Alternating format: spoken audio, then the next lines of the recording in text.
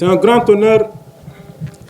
et un immense plaisir pour moi de célébrer avec vous la clôture de la première grande activité opérationnelle conjointe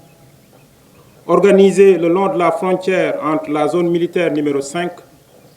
et les forces armées gambiennes contiguës, à savoir le 1er bataillon d'infanterie basé à Yundum et le 4e bataillon d'infanterie basé à Kanilai. Le 4 mars 2017, comme l'a rappelé tout à l'heure le lieutenant-colonel Sarr, un accord en matière de défense et de sécurité entre le gouvernement de la République du Sénégal et le gouvernement de la République de Gambie a été signé à Dakar. Par la suite, un protocole fixant les arrangements opérationnels relatifs à l'exécution du droit de poursuite transfrontalière et des patrouilles conjointes ou combinées a été validé le 12 septembre 2018. Les patrouilles mixtes ou combinées visent à coordonner les activités de surveillance aux frontières, à prévenir les menaces à l'ordre et à la sécurité, à lutter contre les trafics illicites et à cultiver la confiance entre population et forces de défense et de sécurité des deux États. Elles sont organisées conformément à l'article 9 de l'accord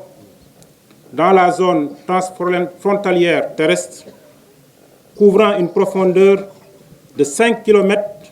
dans le territoire de chaque État de part et d'autre de celle-ci. Conformément à la volonté des chefs suprêmes des armées de nos deux pays, le comité militaire conjoint s'est réuni à Ziguinchor pour mettre en place des mécanismes d'opérationnalisation des patrouilles mixtes entre les forces armées sénégalaises et celles de la République sœur de Gambie le 10 janvier 2024. Conscient des enjeux sécuritaires inhérents à la gestion des frontières et du primat d'une stratégie concertée de coopération efficace, le comité militaire conjoint a assuré son engagement pour une gestion intelligente des défis sécuritaires communs dans l'espace frontalier. Il a ensuite décidé de la planification et de la conduite des patrouilles mixtes pour l'année 2024. Messieurs les gouverneurs, honorables invités, permettez-moi, avant de terminer mon propos, d'adresser mes sincères remerciements à nos frères d'armes gambiens pour leur hospitalité, la flexibilité et l'engagement sans faille dont ils ont fait montre pour la réussite de cette opération qui nous a permis de rayonner sur 19 localités sénégalaises et gambiennes. Vive la coopération sénégalo-gambienne, on nous tue, on ne nous déshonore pas.